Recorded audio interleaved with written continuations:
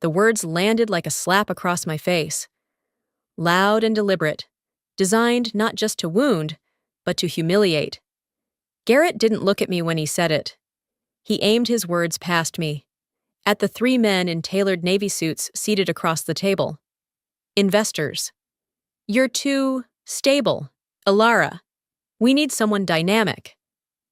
Powerful ones. I caught a flicker of surprise cross one of their faces before it vanished behind boardroom polish. I didn't speak. I didn't blink. I simply sat there, stone still, while the air in the room shifted.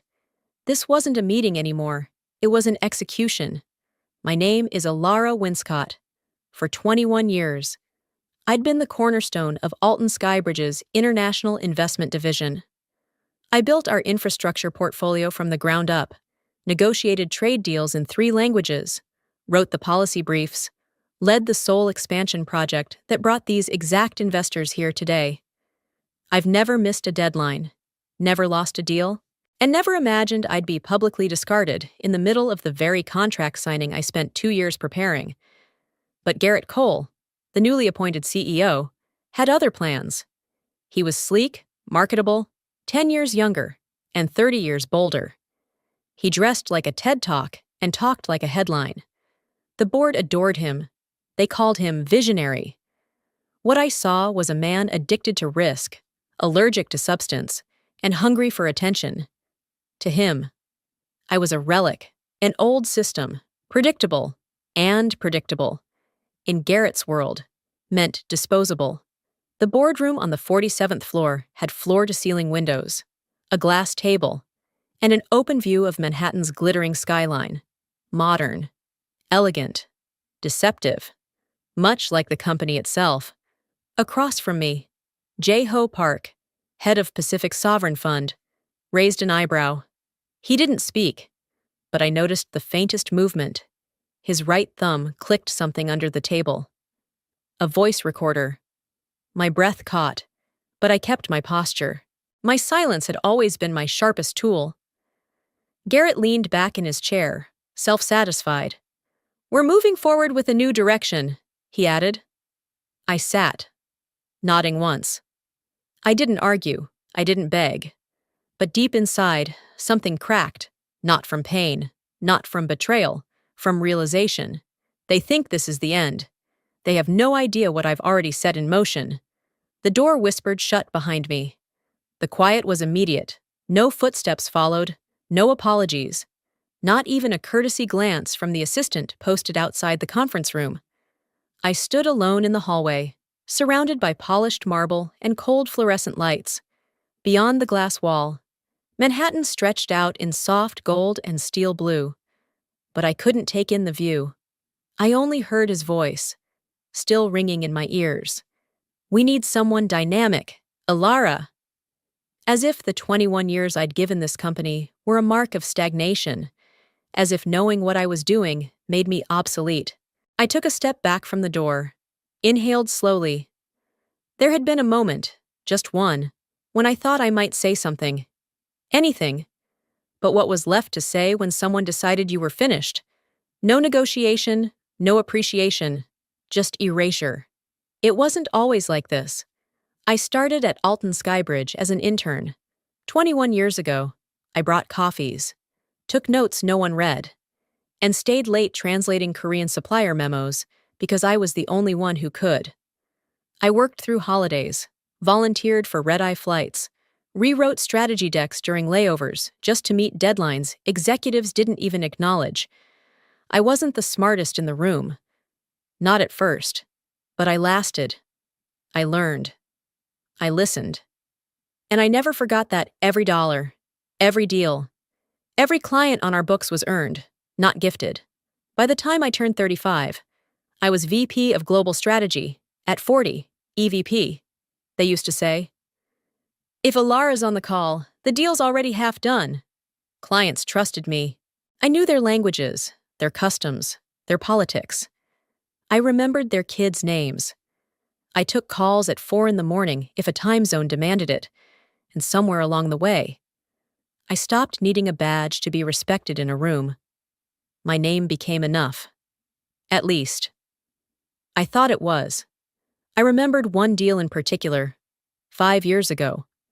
A near collapse with a South Korean infrastructure fund. Garrett, then just a rising star in finance, had misread a clause in the tax treaty and insulted a government delegate. We were 3 hours from losing a $900 million contract, while Garrett disappeared to take a call. I asked for a translator, walked into the room, and rewrote the clause myself, by hand, on hotel stationery. I slid it across the table, bowed slightly, and didn't speak a word. The delegate signed. When I stepped out into the corridor, someone followed me. A quiet pair of footsteps, a soft voice. "If this company ever forgets your value, call me first." That voice belonged to J-Ho Park. I hadn't thought about that moment in years. But now that I'd just been dismissed in front of him, it hit differently. The way he'd watched me today, the slight nod, the silence that followed Garrett's insult. He hadn't forgotten, and I had never forgotten what he said. I looked down at my name badge. E. Winscott, EVP, Global Strategy. The sharp serif font I used to feel proud of now felt hollow, like a title etched onto something no longer mine. I remembered the day my first business cards arrived. I carried them like sacred things. I gave one to my father, who tucked it into his wallet like a trophy. Today, I would leave without a single thank you. I had built too much to be discarded like this. And yet, here I was, another executive pushed out for being inconvenient to someone else's vision of progress. Not because I failed, but because I outlasted the men who did. Still, I didn't let the bitterness show. The elevator chimed softly. As the doors opened, I took one final glance back toward the boardroom.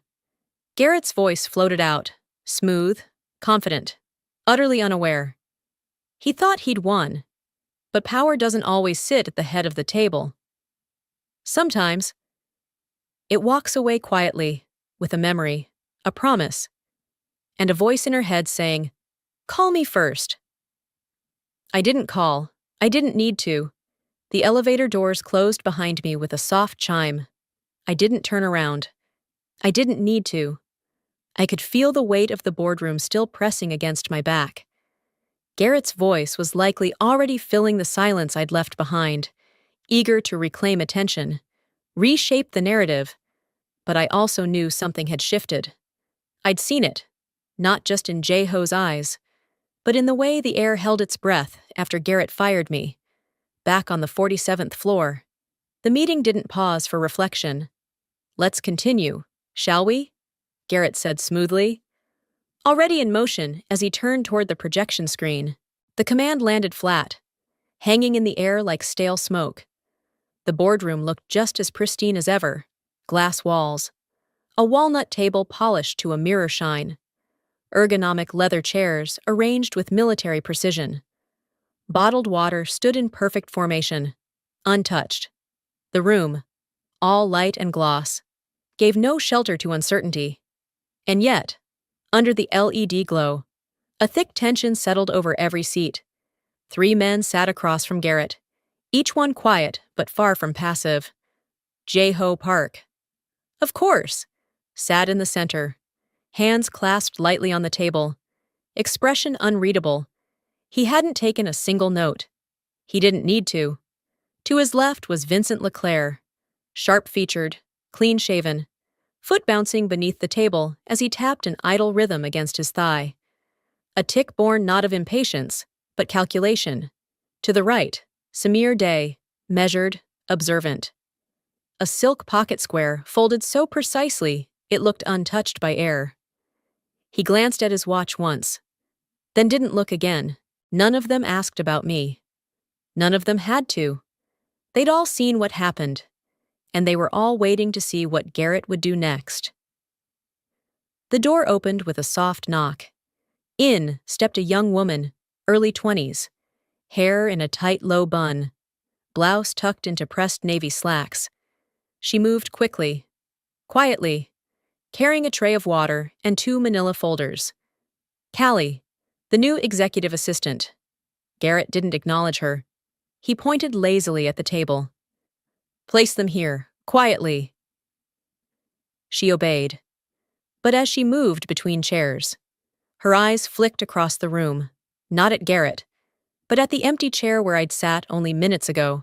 Her gaze lingered, then dropped.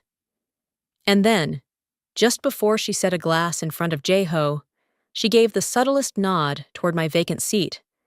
It lasted less than a second, but Jay-Ho saw it. He didn't react outwardly. No shift in posture, no raised brow.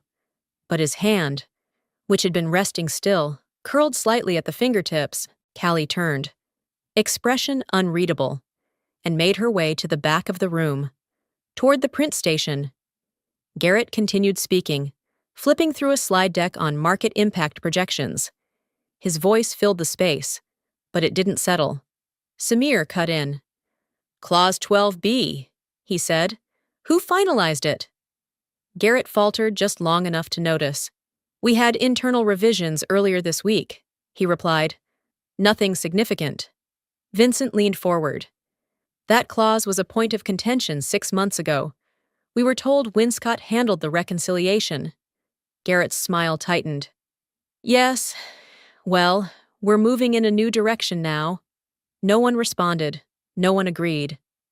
And in the silence that followed, Callie bent beside the printer. From her blazer pocket, she slipped out a small silver USB. She knelt to the paper tray, pretending to adjust the feed, but her other hand inserted the USB into the side port of the device. A small light blinked once, twice, then held steady. No one noticed. Except the camera above the conference table. Garrett pressed the clicker, revealing a slide titled, Partnership Vision 2025. But the eyes in the room weren't on the screen. Jay-Ho's remained on the manila folder. Vincent's fingers drummed once, then stopped. Samir looked down, then slowly raised his gaze, not at Garrett, but at the glass wall where my reflection had once hovered. And Callie, now back at her post by the water tray, brushed a loose hair behind her ear and waited. Inside the printer, the transfer was complete. A second file had been queued for release. The next page that would come out? It didn't bear the Alton Skybridge logo. It bore mine. Winscott Stratagem LLC. The elevator doors slid shut behind me, sealing off the boardroom and the past 21 years of my life, with a hiss. I didn't rush. I didn't cry.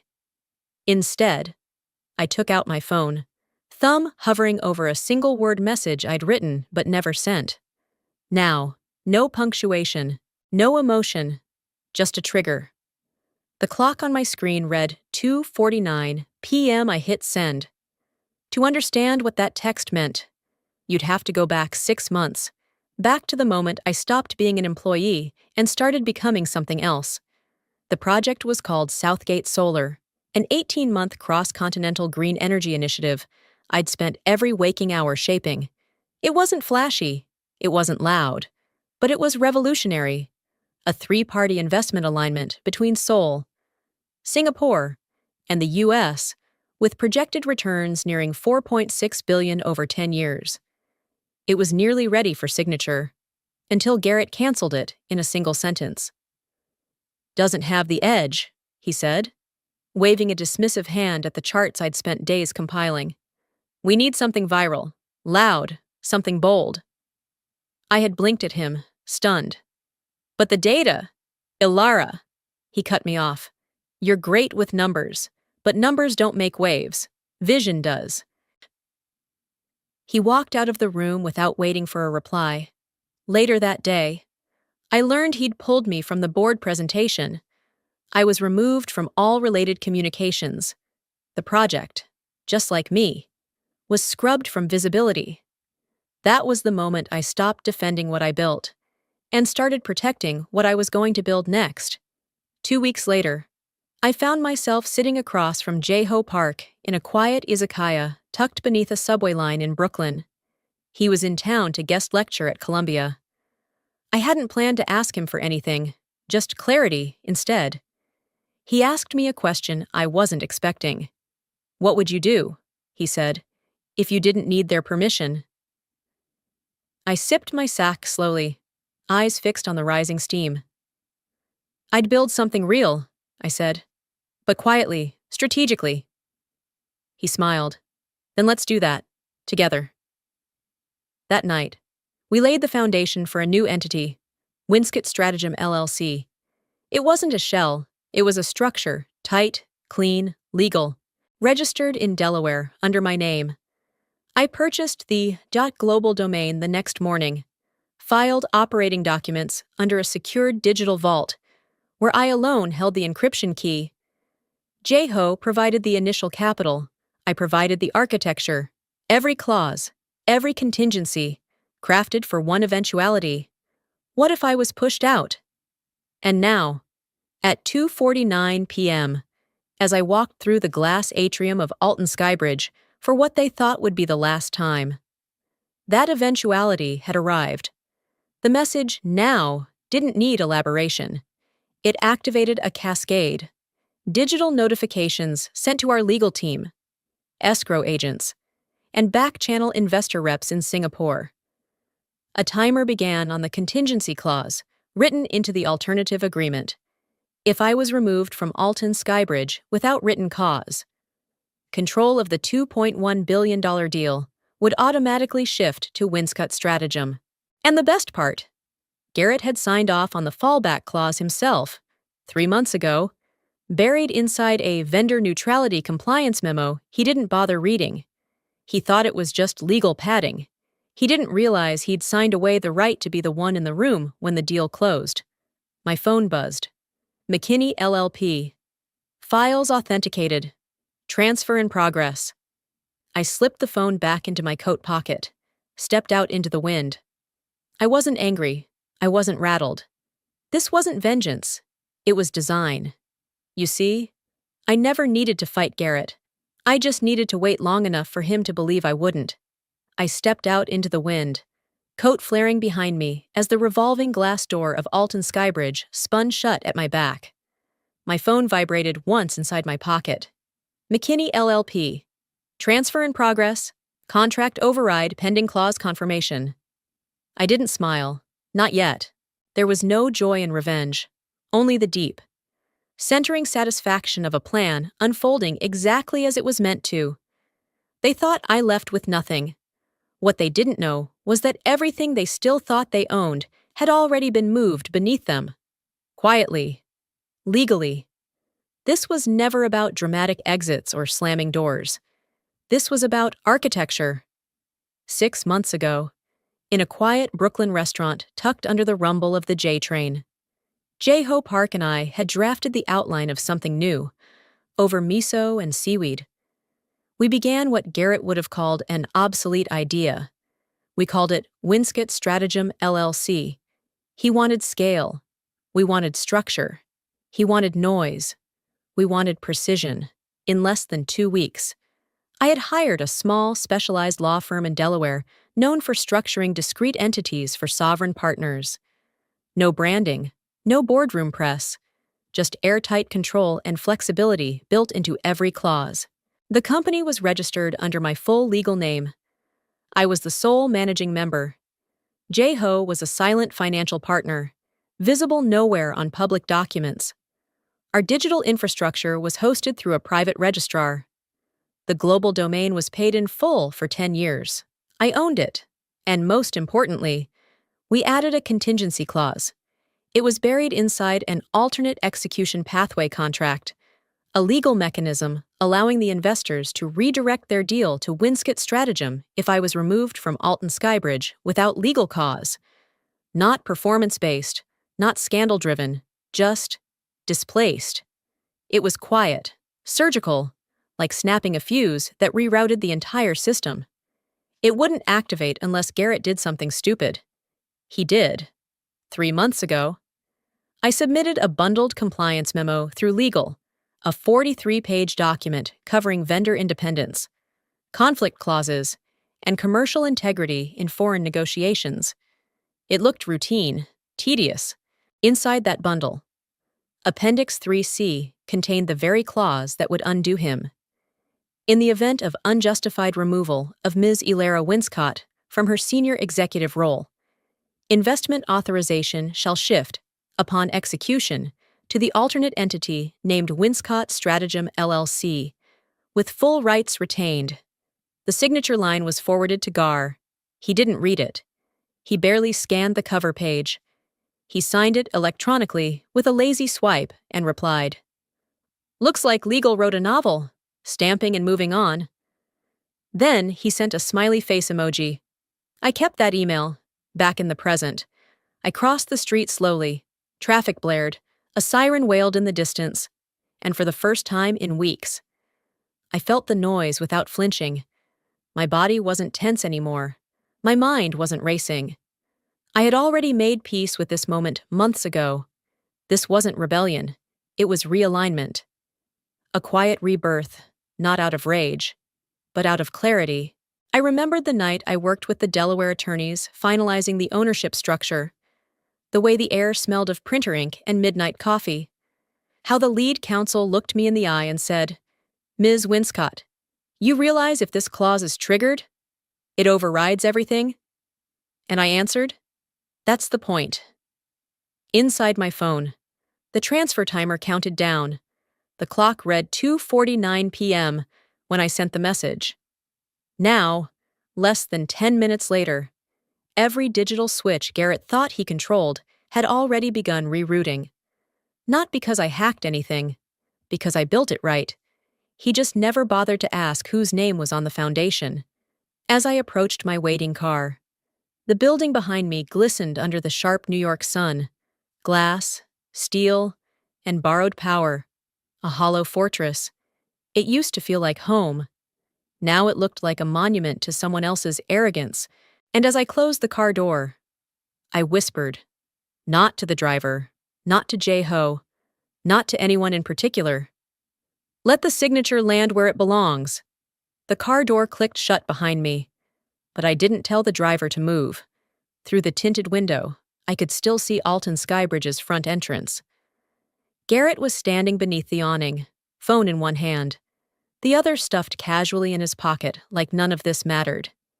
He was probably texting someone about how smooth it all went, how clean, how swift, how final. "Would you like to head out, Ms. Winscott?" the driver asked. I didn't answer right away. My fingers curled around the folder in my lap, thick, white, and weighty with something sharper than paper. "Not yet," I said. I stepped out into the late afternoon air. The city hummed around me, loud and oblivious, but inside I was a blade drawn tight. I re-entered the building through the side entrance. Bypassing the lobby, my badge still worked. They hadn't deactivated it. Yet. I found him in the west hallway, just outside the boardroom. He was alone, scrolling through his phone with the same distracted charm he wore like cologne. When he looked up and saw me, his eyebrows lifted with amusement. Not alarm. "Elara," he said, smiling like he was greeting an old friend. "Didn't think you'd hang around. Brave." I didn't speak. He stepped closer, lowering his voice. "Look, you've done great, really. But let's be honest, this game's moved beyond your generation." He let that sink in before adding, "Maybe it's time you rest." Rest. He said it so easily, like I was a racehorse ready to be put down. My jaw clenched. I felt the burn of heat behind my eyes, the weight of 21 years pressing against my ribcage. My fingers tightened around the folder until the edges creased into my palm. I didn't speak. I didn't blink. Garrett mistook my silence for surrender. He leaned back slightly, smug. "You know, there's a grace in stepping aside, knowing when to..." But I'd stopped listening. In my mind. I heard him again. "This game's moved beyond your generation." And I remembered the first time I'd been told I was too traditional for a new market initiative. I'd kept quiet then. 2. 3 weeks later, I'd restructured the model and saved the company $47 million in lost returns. I had never needed noise to prove my point. In my hands was the final version of the contract Garrett believed was being finalized for investor signatures. What he didn't know was that I'd quietly had my attorneys revise 3 key clauses over the past month. Clauses that shifted the authority of oversight, licensing, and residual share from the office of the CEO to the executive of record at time of origin. That record was me. Garrett's name had been struck, his residual shares revoked, his signature power nullified. He hadn't noticed because the revised documents were circulated quietly through legal, under the guise of a formatting update, something he'd approved last week with the words, "Looks fine, just clean it up." He never read the footnotes, and now I stood here holding the very weapon he had handed me, signed, dated, and fully binding. Garrett gestured toward the folder. "I assume you're turning that in?" I stepped forward and placed it in his hands. He took it without a second glance, flipping it open, scanning the first page casually. "You're efficient, I'll give you that," he said, already distracted. I nodded once, not in agreement, but in farewell. Then I turned, walked away, and left him standing alone under the same glass ceiling he thought would hold forever. Back at the elevator, I pulled out my phone. A new notification blinked on the screen. Clause 12, override accepted. Garrett's name removed. I locked the screen without reading the rest. He had given me permission to disappear. I had given myself permission to return. I stepped back into the boardroom through the side corridor. The same one I used to enter when I ran these meetings. The room was already in motion again, voices low, papers being shuffled. Garrett commanding the space with the polish of a man who thought the show was already his. No one turned as I entered. No one gestured for me to sit. The chair I used to occupy, center seat, top of the table, was no longer mine. I stood by the far wall, near the credenza where the coffee thermoses sat untouched. Garrett glanced my way, then offered a brief nod, like I was a guest in my own house. "You're welcome to observe," he said smoothly, from the side. Then he turned back to the group, as if I were already fading from the room. She was already in my seat. Natalie Kim, newly appointed Partner Strategy Director, as Garrett had just announced. She looked polished, poised. 30, maybe. Sleek black suit, posture crisp, voice full of the kind of certainty only someone who hasn't yet been tested can carry. "This marks a new chapter," Garrett said. "Natalie will lead the remaining coordination. She's fluent in Korean and understands the evolving investor mindset." I watched her place her laptop down on the table, on top of the materials I had printed, highlighted, indexed. She glanced at me briefly, not in disrespect, but as if I were part of the decor, a framed memory. I felt nothing, not because it didn't sting, but because I had already bled out long ago. That chair used to mean something, not just a seat, it was history. The first time I sat there. I was 36, the only woman in the room. I had a stack of notes, a translator in my ear, and a stomach twisted into knots. But I did it. I earned that place, day by day, deal by deal, and I had held it with grace, until today. Now. No one asked if I wanted my seat back. No one offered a glance.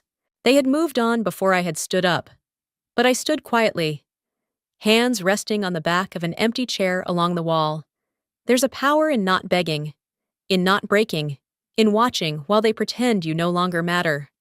I could have spoken. I could have corrected the numbers Natalie was quoting, the phrasing Garrett was spinning, but I didn't. Let them play their game. I already owned the board. A quiet movement beside me. Callie, the assistant, approached from behind, a folder in one hand, a tray of water in the other. She paused as she handed me the folder I had previously reviewed. Just a routine motion, polite, unnoticed. But as she passed it into my hands, I felt the whisper of paper slipping between the pages, too light to be an official document. She didn't look at me. I waited until she'd walked away, then opened the folder slowly. Inside, folded in half, was a thin slip of notepaper, handwritten in small, neat letters. Folder 3 is missing. I read it twice. My eyes didn't widen. My face didn't change. But inside, something shifted. Folder 3 wasn't a generic tab in a binder.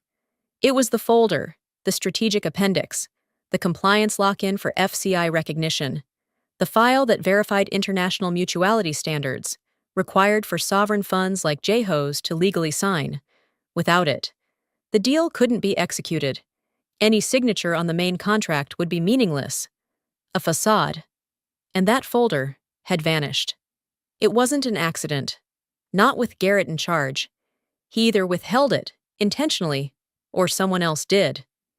For a reason I hadn't yet seen. But Callie had. She knew what was missing. And she'd chosen to tell me. At the head of the table, Garrett continued. Unaware. Jeho sat still. Samir checked his watch. Vincent tapped his pen, his gaze flicking between pages. Waiting. No one noticed when I pulled out my phone. I typed a draft message. Just 2 lines. Missing folder 3. I have it. But I didn't hit send. Not yet.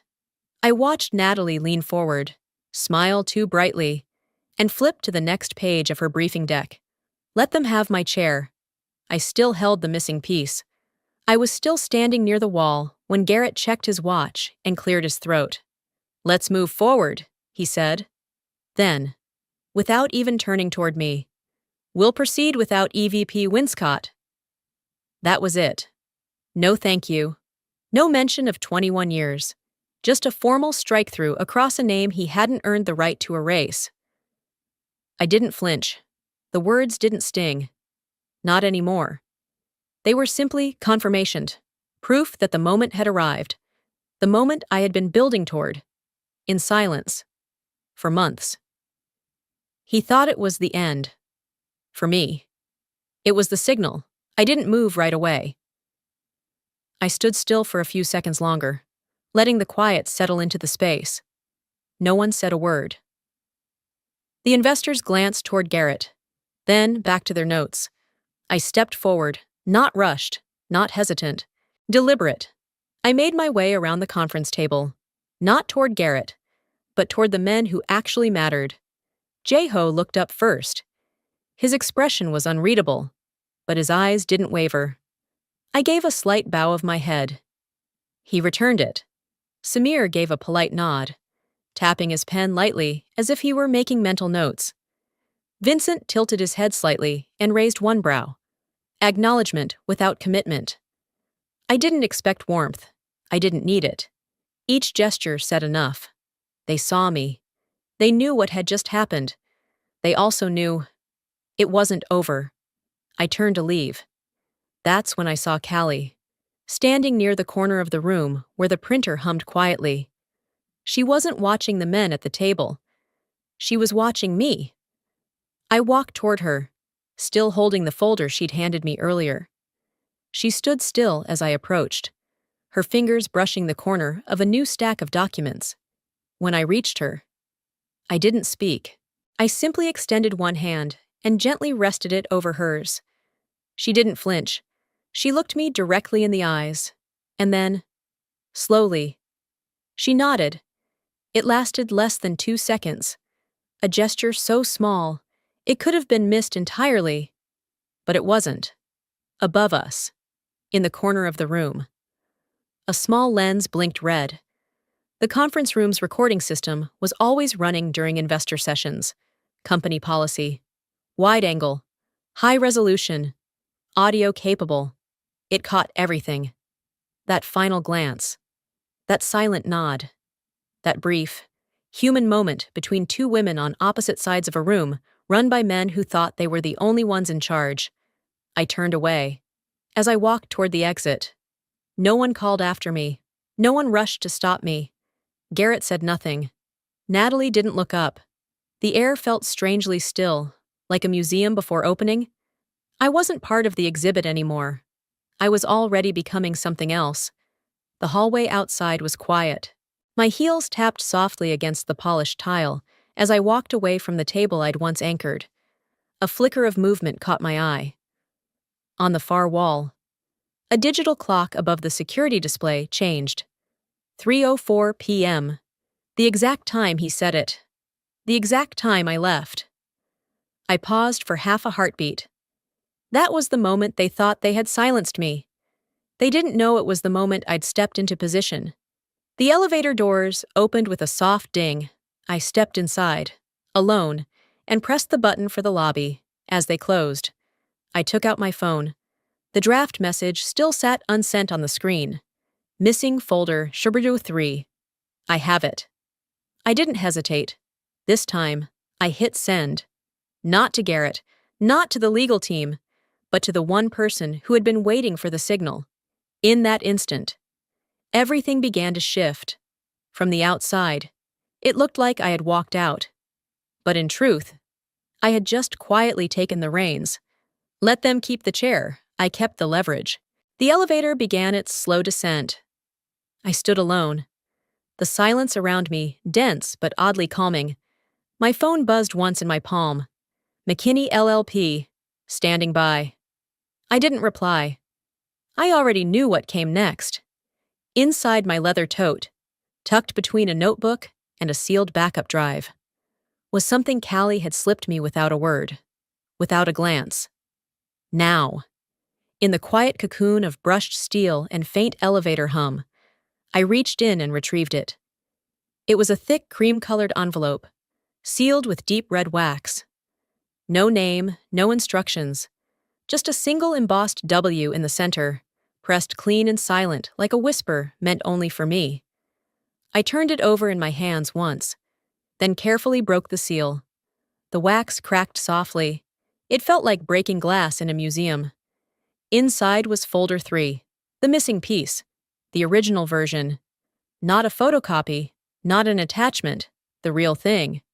I pulled it out slowly, heart steady, hands practiced.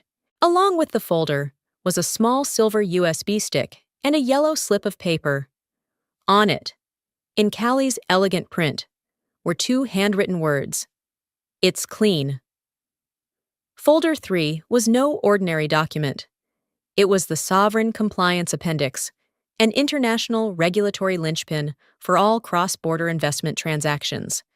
Without it, no foreign-backed deal could be finalized. Period.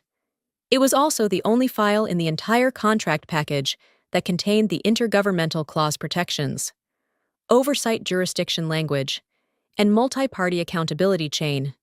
In short, no folder 3, no legitimacy, not in Seoul, not in Singapore, and definitely not in New York. And I had it. I set the folder gently against the handrail and turned my attention to the USB. I plugged it into my secured tablet, which was linked to an encrypted transfer portal developed with McKinney's legal tech team. As it powered on, my reflection caught in the darkened screen. I didn't look like someone who'd been fired 20 minutes ago. I looked like someone mid-move in a very old game. I opened the file package on the drive. Inside were 8 documents, each embedded with invisible watermarking, blockchain-authenticated timestamp signatures, and digital reference anchors tied to my company's internal registry, Winscott Stratagem LLC. The name appeared in the footer of every page, not in bold, not screaming, but fixed, coded, unremovable. Each document was locked with legal integrity software. Any attempt to alter company name, signature authority, or compliance terms would auto-trigger a failsafe, signature invalidation, and formal voiding of contract status. Garrett and Natalie didn't know that. They were sitting upstairs with a beautiful binder and a missing lung. I checked the timestamp. 3:11 p.m. I tapped send. Immediately, the packet began uploading to 3 destinations: McKinney LLP, who would timestamp and certify submission, our digital vault in Delaware, ensuring full legal traceability, my own internal server, under triple authenticated access with offline backup redundancy within seconds. The transfer completed. The folder they thought had vanished was now the only version that could make the contract legally binding. Everything else, whatever Garrett had, whatever Natalie was flipping through upstairs, was nothing more than presentation, a performance with no weight. I exhaled slowly and powered off the tablet. The folder, now slightly creased at the edge, sat neatly beside me again. I tucked it back into my bag, alongside the USB. My hand brushed the yellow slip from Callie. I folded it and slid it into my coat pocket. As the elevator neared the lobby, the doors made a soft ding. I looked at the digital clock above the panel. 3:12 p.m. The game had changed. I stepped out into the marble atrium with the same measured calm I'd walked in with, except this time, I owned the signature, and the silence around me wasn't defeat. It was control. The door to conference room 47 slid shut behind me. Upstairs, the meeting was still going. On paper, I was no longer in it, but reality was beginning to shift, because the only name missing from the contract was also the only name it needed to survive. And they were just about to learn that. Garrett had returned to the head of the table like nothing had happened, lips stretched thin into something that pretended to be a smile. He clasped his hands, nodded at the investors as if his little stunt hadn't just left an echo in the walls. "Well," he said, tapping the contract binder, "now that we've removed some of the legacy, friction, shall we continue?" He glanced toward Jae-ho. Jae-ho didn't open the binder, didn't even touch it. Instead, he slowly closed the slim laptop in front of him, then reached into his inner jacket pocket and retrieved his phone. Garrett cleared his throat. "Mr. Park?" But Jae-ho didn't answer. He turned away from the table, walked 2 slow paces to the glass wall, and placed the call. Everyone in the room heard it. "Proceeding with the alternate agreement," he said calmly. "My confidence lies elsewhere." The silence that followed was instantaneous. Samir put down his pen. Vincent's mouth opened slightly, then shut again. Natalie, across the room, began rifling through the deal folder with a subtle panic that didn't escape notice. Garrett stood up. "What alternate agreement, Mr. Park? I'm not sure I understand what—" Jae-ho turned. He didn't raise his voice. He didn't show anger, just clarity. "This version of the deal cannot be ratified without Ms. Winscott's designation," he said. "She has legal authority over the sovereign compliance provisions." Garrett laughed. "Hollow. We can update those. It's a formality. I'm the acting CEO. I have override." "No, you don't." Jae-ho's words cut clean. "And I am not here in my personal capacity." He took a slow breath, then finished. "I represent 4 primary stakeholders, strategic investors who have written clauses requiring unanimous consent on cross-border terms." Garrett blinked. "You're saying they won't approve this without her?" "They won't even consider it," Jae-ho replied. He paused. "When Ms. Winscott stepped away just now, this contract became invalid. She didn't just carry her folder, she carried your leverage." Garrett looked around the room. Natalie shook her head. "We're missing folder 3, she whispered, her face pale. "The signature chain can't be finalized without it." "She took that?" Garrett hissed. "No," Jae-ho said. "She kept it. There's a difference." At that moment, a soft chime echoed through the room. An email notification popped up on the conference screen. From McKinney LLP. Subject, Winscott Stratagem LLC. Contract submission confirmed at 3:12 p.m. Everyone read it, and everyone understood. Garrett slumped back into his seat. "Are you saying this whole meeting was pointless?" he muttered, his voice cracking. Jae-ho walked toward the exit, but stopped just short of the door. He turned slightly, his voice low, almost conversational. "I told her once, years ago, if this company ever forgets her value, She should call me first. He didn't smile. He simply left. The door closed behind him. The room didn't move. The chair at the head of the table was still warm from Garrett's performance, but the temperature had dropped 10 degrees. The binder in front of him suddenly looked decorative, expensive, useless. The only deal left standing was no longer theirs. And the only name on it was mine. The glass doors of McKinney LLP whispered shut behind me. No one greeted me with applause. No banners, no cameras. Oh, just a quiet receptionist who nodded once and motioned toward conference room C. For a moment, I stood in the hallway, taking in the polished floor, the low hum of air conditioning, the faint scent of leather-bound documents and ink, the kind of place where real decisions happened. My heels clicked across the marble. Each step felt heavier than the last, but not because I doubted the choice. It was the weight of history shifting. Mine. Inside the room, 3 people were waiting: a transactional attorney from McKinney and 2 representatives from the private equity firms. All 3 rose when I entered, not out of politeness but respect. "Ms. Winscott," the attorney said, gesturing toward the head of the table. "We're ready when you are." I took my seat. The contract lay open in front of me. No red lines, no edits. This was the final version, the one I'd built in silence, stitched together piece by piece after Garrett dismantled everything I'd once been proud of. There, on the signature page, was a line that hadn't existed 3 days ago. Authorized legal representative, Winscott Stratagem, LLC, Ilera Winscott. I picked up the pen. Garrett's words echoed faintly in the back of my mind. This game's moved beyond your generation. And yet, here I was, holding the ink that would end it. With one slow breath, I signed. The lawyer leaned forward, inspecting the signature. "Valid and time-stamped," he said. "We'll upload and notify counsel." Across the table, one of the investment reps, the same man who once challenged my credibility in a boardroom 10 years ago, offered a faint nod. "You're the only reason we trusted this deal," he said. "That hasn't changed."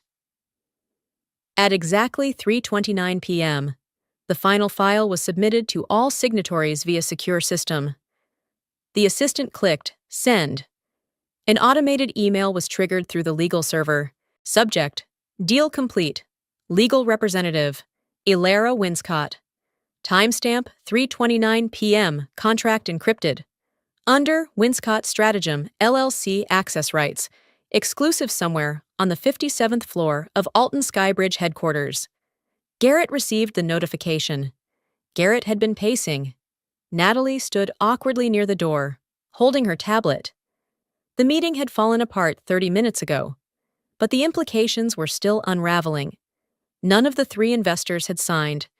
The folder Ilara carried, the one they had all dismissed, had apparently contained more than just paperwork. It carried control. An alert chimed on Garrett's laptop. He clicked it, expecting a delay notice, maybe some legal feedback, but then he read it, out loud. Final contract recorded under Winscott Stratagem, LLC. IP rights auto-voided under Clause 8.3b. Legal authority transferred. He froze, eyes scanning faster now. Clause 8.3, that's... he muttered. Natalie looked up. The fallback clause you initialed 2 months ago, the one embedded in the commercial risk disclosures. "You mean the one no one reads?" he snapped. "You signed it." In 2 short minutes, Garrett had gone from dismissive to desperate. His laptop now displayed an irreversible chain of authorizations, none of which bore his name. And one name on every page: Ilera Winscott. He muttered something under his breath. Natalie didn't answer. She'd already turned away, her silence louder than any scolding. He slumped into his chair, breathing shallow. The contract he'd bragged about for weeks had just walked out the front door, with the only woman he'd underestimated enough to fire in front of 3 investors. And the worst part? There was no undo button. Back at McKinney LLP. The lawyer closed the folder and nodded. "Congratulations," he said. I didn't celebrate. I didn't smile. Instead, I stood up, gathered my coat, and turned to the glass wall overlooking the avenue. Below, people walked like nothing had changed. And maybe for them, it hadn't. But for me, this wasn't revenge. It wasn't victory. It was something rarer. Control. The sliding doors at Alton Skybridge opened with a familiar hiss. For 21 years, I had walked in and out of this building without ever thinking twice. But now, walking back in, not as an EVP, not as an employee, but as a free woman, I noticed everything.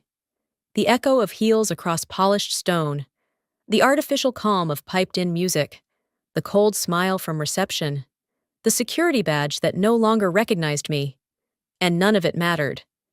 I didn't come to reclaim anything. I came to walk through.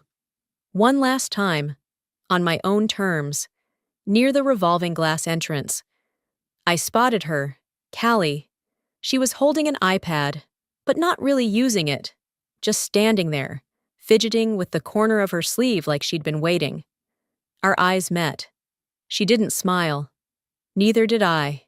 I didn't want to be like them, she said quietly. I nodded, stepping closer, laying a light hand over hers for just a second. You weren't. No thanks were spoken. None were needed. She had made her choice, quietly, bravely, and at the perfect moment. That kind of integrity doesn't need a stage, just a witness. I turned to leave, but something flickered on the digital news panel behind the front desk. The headline rotated up slowly, as if it had been waiting for me to see it. Investor switches sides. Winscott leads. 2.1B deal my name. In full capital letters. For the first time. Not attached to someone else's legacy. Not buried in the fine print. Not shared. Just mine. A few people near the lobby glanced at the screen, murmuring. One man took out his phone to snap a photo. Two junior analysts whispered to each other. I didn't stop walking. There was nothing left in that building for me to hold on to. As I passed the mirrored wall in the east corridor, one I used to rush by without thinking, I slowed just enough to catch my own reflection. I looked different now. Not younger, not prettier, not polished, but full. There's a particular kind of stillness that settles in after you've been underestimated for too long and finally proven, without raising your voice, that you were never the problem. It doesn't shout. It doesn't need to. I stood there for a moment and looked straight into my own eyes. For the first time in a long while. I didn't feel like I owed anyone an explanation. Not Garrett, not the board, not the version of me that once shrank to fit their mold. I nodded to my reflection. Not a celebration, just recognition. And then I kept walking. The security guard at the door didn't speak. Maybe he didn't know. Maybe he did. Maybe it didn't matter. Outside, the city was moving as always, honking horns, laughing pedestrians, coffee cups clutched in gloved hands. Another Tuesday in a world that forgets people like me exist, until we change everything. And I had. I didn't need to look back to know it. Sometimes the most powerful victories don't come with applause. They come in the quiet, in knowing who you are, even after they try to erase you. If this story resonated with you, if you've ever been told your time is up, your voice too soft, your style too steady, remember this. You don't have to shout to be heard. Just stand, just stay, just own your worth. Share your thoughts in the comments below. Have you ever walked away stronger after being underestimated? If you felt Alara's journey, give this story a like. Don't forget to subscribe for more true-to-life stories of courage, dignity, and quiet revenge. And share this video with someone who needs a reminder. Power doesn't always wear a name tag. We'll see you in the next story.